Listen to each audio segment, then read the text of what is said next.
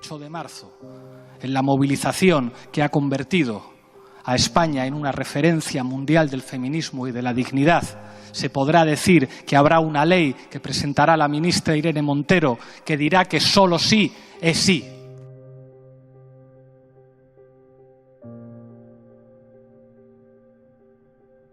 A nivel global tenemos ahora mismo 86.900 casos. En China ha habido 573 nuevos casos confirmados en las últimas 24 horas. En el resto del mundo tenemos varios focos de interés. Corea, que es el segundo país con más casos, con 3.526 casos. Otra zona de interés que es Irán, que tiene notificados 593 casos. Japón tiene hasta la fecha 239 casos. Singapur tiene 102 casos, pero la población de Singapur es muchísimo menor que la de todos los países que he mencionado hasta ahora. Si no recuerdo mal, es alrededor de 8 millones de habitantes, con lo cual obviamente la incidencia en Singapur es superior.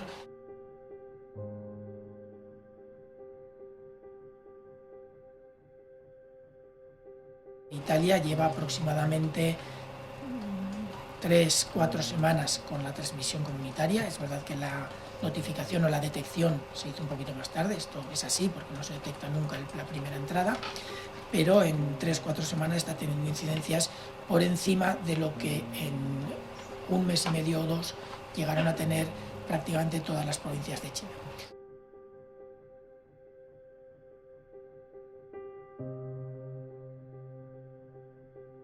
En España tenemos ahora mismo identificados 73 casos, 9 de ellos, o 9 situaciones, no son exactamente casos, 9 situaciones en las que no tenemos perfectamente establecido el enlace o el nexo con una importación a partir de alguna zona de riesgo. Y luego tenemos algunas infecciones respiratorias graves que se han detectado a través del incremento de la sensibilidad de nuestro sistema de vigilancia en algunas zonas. Tenemos alguna en Madrid, tenemos una en Castilla-La Mancha y tenemos, si no me equivoco, una en Navarra. Como ven, el 90% aproximadamente de los casos que hemos identificado en España son casos importados.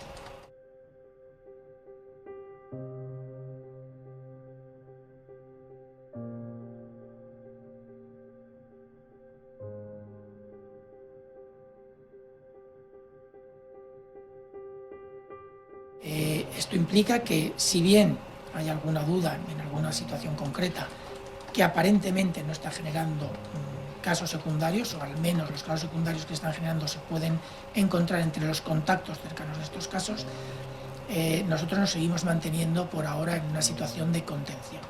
No es necesario ahora mismo en España elevar el nivel de alerta. Algunos países de nuestro entorno están tomando algunas medidas para incrementar la capacidad de control y algunos están claramente planteándose la posibilidad de que en su país, en algunas zonas concretas, no siempre cuando se pasa de escenario, que esto es por zonas específicas, en algunas zonas concretas se están planteando la necesidad de pasar a una fase de mitigación. Consideramos que ahora mismo cancelar eventos se puede plantear de aquí al futuro, pero ahora mismo no es una medida, digamos, generalizada. Nos suena extraño que se permita que 5 o 10.000 personas de las zonas de riesgo de este país, de cualquier otra zona de riesgo donde no se les permite reunirse, que vengan a reunirse a España. Suena extraño. Entonces, las situaciones no es que no se permitan los eventos, es que tenemos que valorar realmente qué es lo que no tiene sentido hacer. Y eso es lo que se está valorando.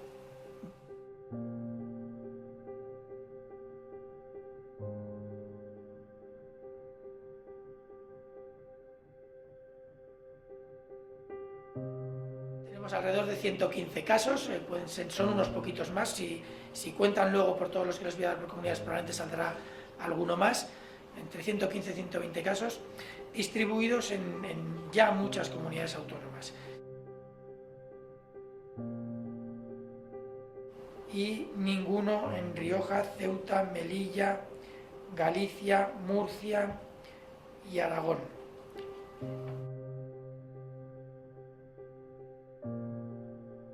Más que zonas, situaciones. Una es Torrejón. Ya saben que hay un brote asociado a un caso índice que se hospitalizó en Torrejón, del cual ha habido incluso algún caso asociado a profesionales sanitarios que lo trataron, y del cual se está haciendo un esfuerzo muy importante por identificar hacia atrás dónde se pudo infectar. Lo cierto es que no tenemos todavía claro el punto de infección, todavía no se tiene muy claro el origen de infección, no sabemos si realmente podremos llegar a considerarlo. En Torrejón hay un grupo religioso en el cual se han identificado varios casos y estamos investigando si podrían o no tener relación con algunos otros casos aislados de personas que pertenecen a grupos religiosos similares. No tenemos certeza si son el mismo grupo o no, por lo tanto, mejor vamos a ser muy prudentes.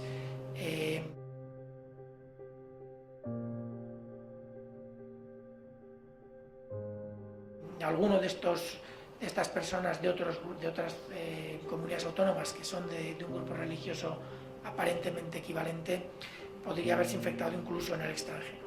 Por lo tanto, es una línea de investigación difícil, peligrosa. Por el momento no se recomienda suspender eventos sociales.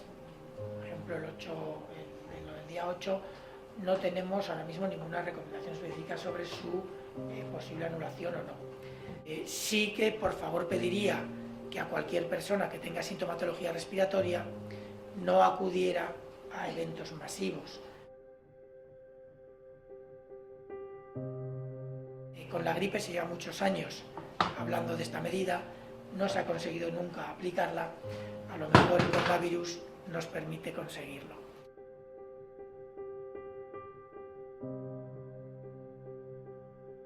Que viene al hilo de esto, usted dice que estamos en fase de contención, ¿cuándo se pasa a la siguiente fase? Porque vemos que ya hay más de 100 casos, sí. No sé si eso es por número de casos, por brotes, por origen. El problema es que la fase de mitigación, que es cuando ya no tenemos controladas los grupos que se pueden infectar, aunque sí que podemos hacer frente con el sistema sanitario a los casos, implica medidas que tienen un impacto socioeconómico muy importante. Si pasamos a un escenario mayor en algunas zonas concretas, las medidas que se implementan tienen un impacto socioeconómico importante que no es fácil asumir por la sociedad ni por los sistemas no sanitarios, que se verán desbordados. Aunque sí que podemos hacer frente con el sistema sanitario a los casos,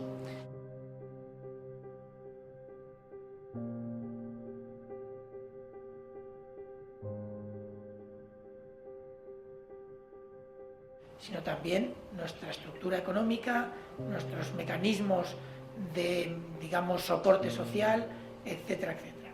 Con lo cual, se tienen que tomar a tiempo, no podemos retrasarlas más de lo que se deban de retrasar, pero lo que no se pueden tampoco es adelantar y generar un impacto que no tenga sentido generar.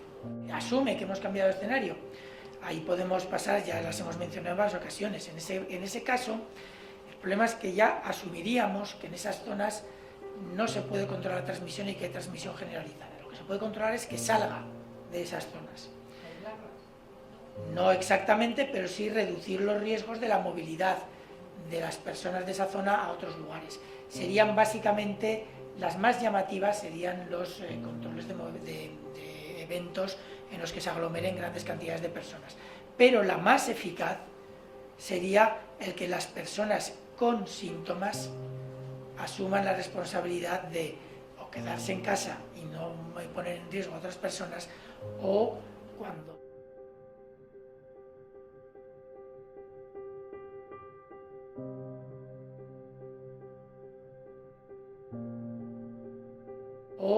cuando soliciten consejo médico, que utilicen las personas con síntomas que sean de riesgo la mascarilla. El resto de la población no.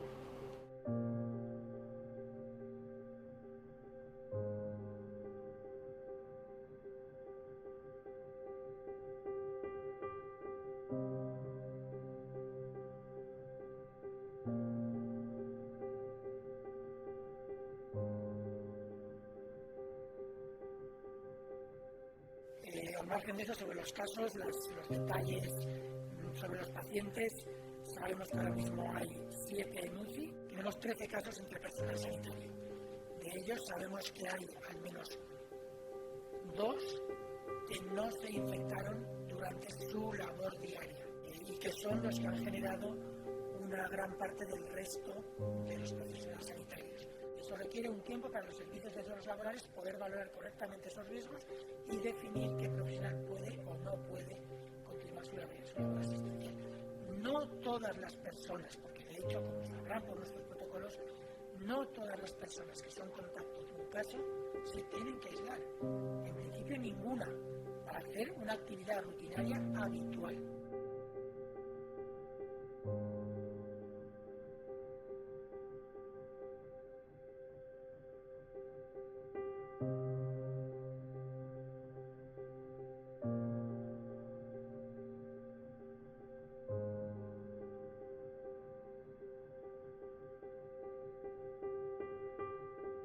Tenemos unos grupos de riesgo que están relativamente bien identificados, pero sí que es cierto que existe la posibilidad de que aparezcan nuevos casos sin controlar el origen.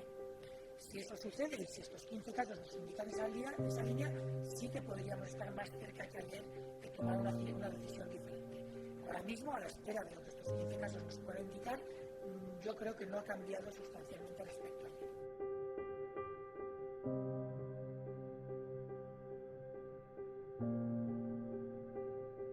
Creo que ya lo están viendo con las actuaciones que se están haciendo a nivel internacional, que además han demostrado muchas de ellas no tener sentido o no ser sostenibles ni siquiera 2 días, algunas de ellas, que cualquier cosa que se hace por exceso en un lugar afecta mucho a cualquier otro lugar y en general negativamente si se hace por exceso. Dicho eso, siempre es mejor un poco de exceso que quedarse corto. ¿De acuerdo? ¿Más? Aquí, luego ahí y luego tú. Las opciones se valoran en varios aspectos. 1. Reducción de la transmisión para casos no detectados. Una opción para reducir esa transmisión es garantizar que cualquier persona con sintomatología respiratoria utilice mascarilla. No la población, no. Las personas con sintomatología respiratoria en la zona concreta donde se aplique esa medida. Otras opciones de respuesta, aquellas que tienen que ver con la información, algunas de un impacto enorme en la población, como pueda ser, por ejemplo, el cierre de escuelas, o medidas que pueden tener un impacto menor, según qué zona sea.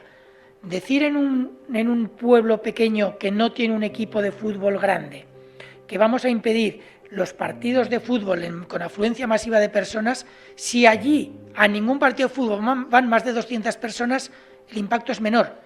Si proponemos eso en una ciudad donde a cada partido de fútbol de su equipo van 60.000 personas, el impacto es mayor, con lo cual hay que valorarlas correctamente.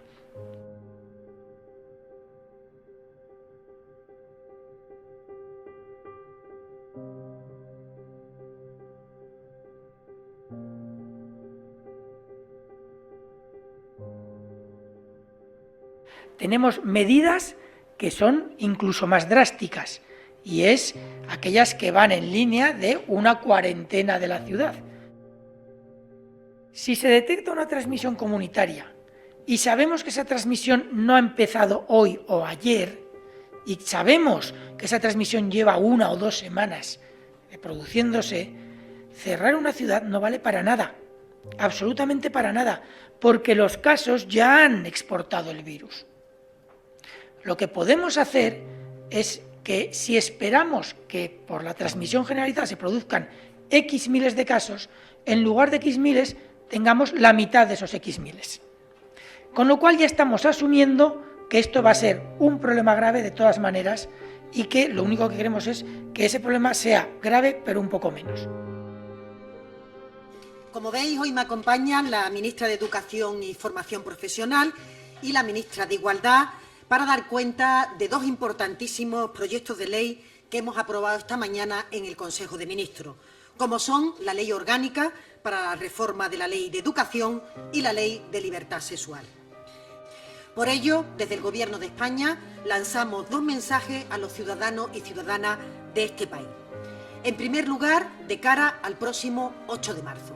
por ello que el Consejo de Ministros ha aprobado en esta mañana una declaración institucional con motivo del 8 de marzo que este Gobierno ha escuchado, escucha y escuchará a las mujeres y hombres de todas las edades que este domingo tomarán las calles. Queda mucho por hacer y somos conscientes, pero este es un Gobierno feminista. Lo primero para este Gobierno son las personas y la salud, pero también estamos monitorizando el impacto que el coronavirus puede llegar a tener sobre la economía.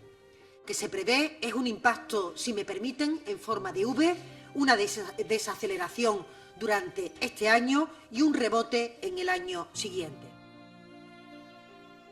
Quiero lo primero empezar agradeciendo al movimiento feminista. Esta es su ley, es la ley de solo sí es sí y es la ley del movimiento feminista que ha peleado de forma insistente e incansable en las calles. Nos va a volver a situar como un referente internacional en materia de protección y garantía de los derechos de las mujeres. Presentar esta ley respondiendo, como digo, a lo que el movimiento feminista lleva años peleando en las calles de nuestro país. Es la ley del movimiento feminista.